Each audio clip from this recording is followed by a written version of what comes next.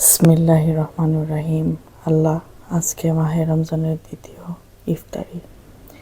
আমি সারাদিন রোজা রেখেছি, নামাজ পড়েছি। আল্লাহ আলহামদুলিল্লাহ, আপনি আমাকে তৌফিক দান করেছেন।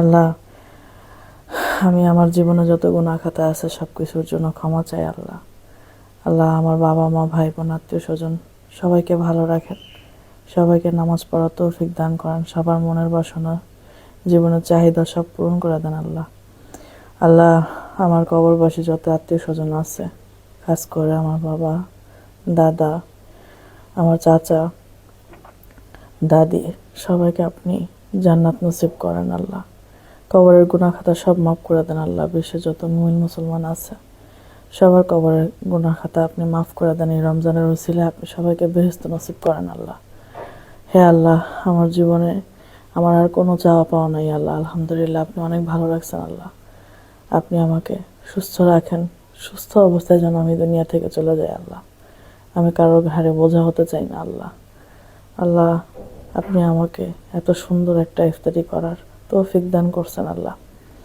আমার রিজিক এত সুন্দর। আল্লাহ আলহামদুলিল্লাহ। আল্লাহ আল্লাহ আমার জীবনে যত গুনাহ খাতা আছে সব কিছু মাফ করে দেন। আল্লাহ রাব্বির হামহুমা কামা রাব্বায়ানি সাগীরা। সাল্লাল্লাহু আলাইহি ওয়াসাল্লাম।